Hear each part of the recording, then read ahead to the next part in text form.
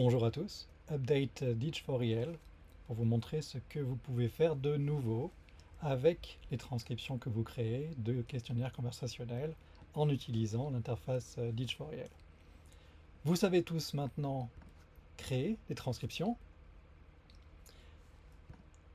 La suite est dans Generate Grammars et voilà l'expérience la plus simple qui est de choisir un sujet qui vous intéresse.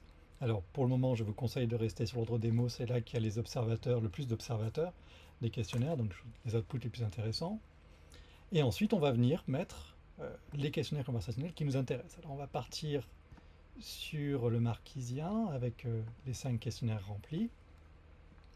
Une fois qu'on a fait ça, il suffit de cliquer sur Lance le process inférentiel et on a directement en output les croyances du système sur les valeurs de tous les paramètres des sujets qui ont été choisis.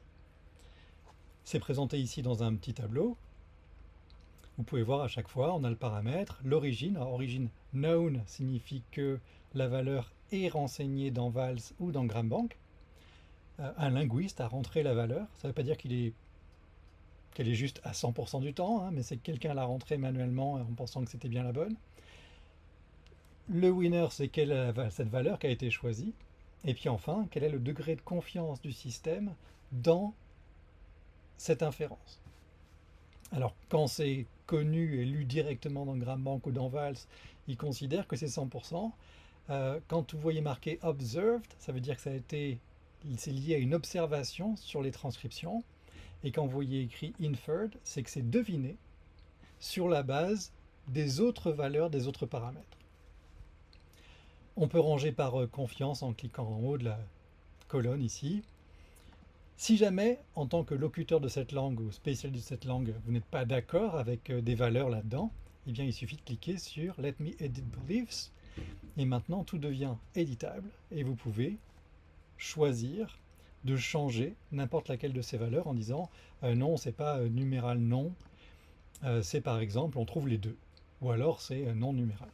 Ce que vous rentrez va devenir la nouvelle croyance du système dans la valeur de ce paramètre. Une fois que vous êtes content avec tout ça, eh bien on approuve. Et une fois que vous avez cliqué sur j'approuve, eh bien il y a un output. Et l'output du système, c'est soit ici un fichier JSON, donc c'est un format de fichier texte qui permet à l'output d'être lu facilement par un autre logiciel. Et dedans, on va trouver les sujets, les paramètres, la valeur, la meilleure croyance, si vous voyez, puis ensuite tous les exemples qui alimentent chaque valeur de chaque paramètre qui ont été récupérés dans les transcriptions. Et si vous voulez quelque chose de plus rédigé, eh bien on utilise OpenAI ici en disant ben voilà le topic que j'ai choisi, on peut choisir une audience particulière et puis un format. Alors le format pour le moment il n'y a pas grand chose, il y aura Word bientôt pour que ce soit encore plus facile à utiliser. On clique sur Use OpenAI to write a short chapter et l'output va être, alors à chaque fois un petit peu différent, mais va être à chaque fois organisé, les sujets, dans chaque sujet, les paramètres, et dans chaque paramètre, la valeur qui est celle de la croyance principale, et des exemples avec des gloses pour chaque exemple. Donc on va retrouver ici, vous voyez, nos différents paramètres et c'est organisé de manière un peu plus lisible et un peu plus proche de ce qui pourrait être mis directement dans une leçon de grammaire ou dans un document de description de la langue. On peut bien sûr télécharger cet output sous la forme d'un fichier texte dans un format qu'on appelle Markdown, c'est-à-dire que c'est un fichier texte. Vous voyez, quand je l'ouvre, c'est du texte. On peut l'éditer, bien sûr, c'est fait pour être édité et pour que l'utilisateur puisse mettre ça à sa sauce et changer ce qu'il veut dedans. C'est un fichier qui est déjà prêt pour être mis dans un blog, par exemple, un sale Markdown à la base ou sur Internet, mais c'est assez facile à rééditer pour être mis dans une leçon de grammaire sur Word ou un travail de description de la langue. Donc voilà pour l'utilisation de base. Je vais vous montrer maintenant ce qui se passe sur une langue où il y aurait moins de données et une langue en plus qui ne serait ni dans GramBank ni dans Vals. Il y a un champ supplémentaire qui apparaît. Donc je reprends ici, je choisis le même topic et je vais prendre une transcription. Tiens, en Paumotu, j'ai un seul questionnaire qui a été renseigné, et le Paumotu n'est ni dans Vals, ni dans GramBank. Donc j'ai un champ supplémentaire qui apparaît ici, qui est optionnel, mais qui me dit si tu connais une langue qui ressemble au Paumotu, dis-le, une ou plusieurs langues. Donc en l'occurrence, je sais que le Paumotu, ça ressemble au tahitien. Ce que fait le système là, quelque chose d'assez simple, c'est que comme il part de statistiques sur les langues pour établir des croyances de base, et bien là, il va choisir la famille austronésienne à laquelle appartient le tahitien pour créer ces statistiques de base plutôt que partir de toutes les statistiques des langues du monde.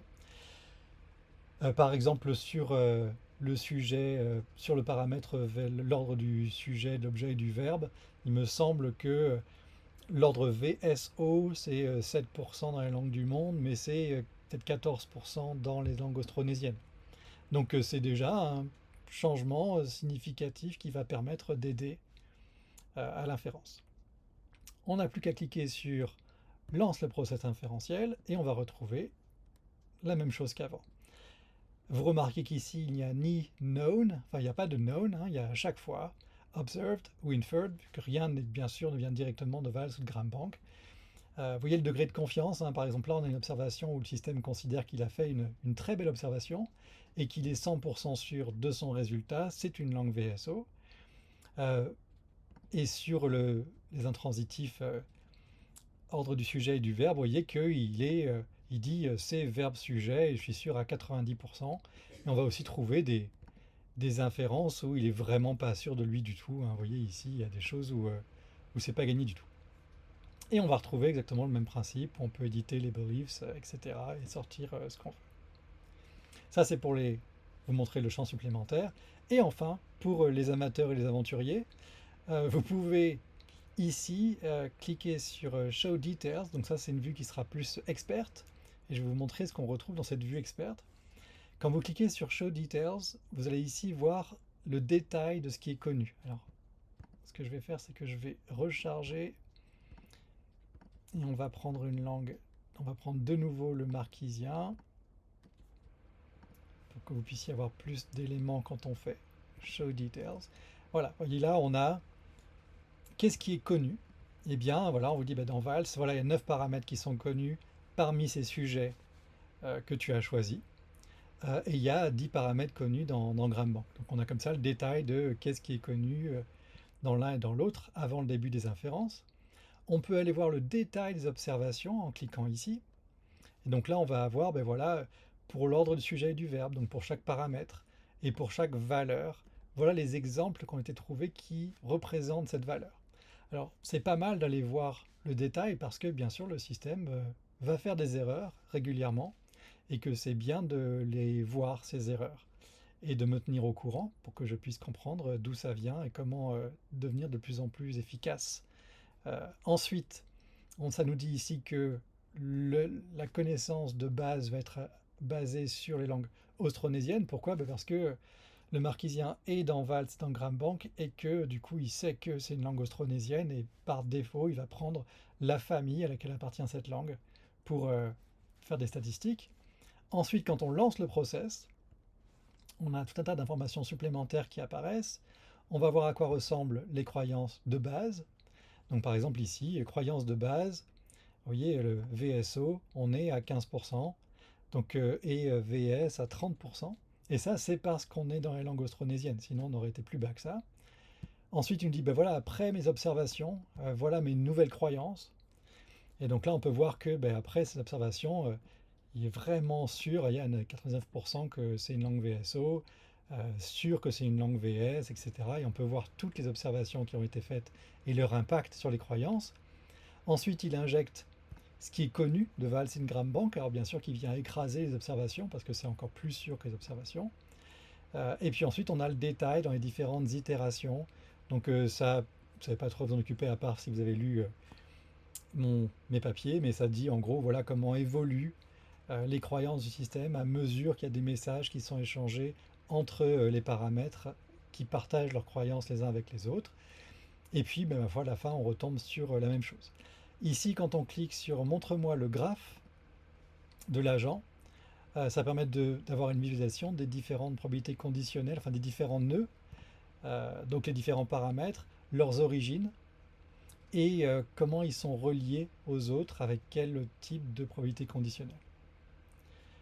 Et voilà, ça c'est la vision experte du système.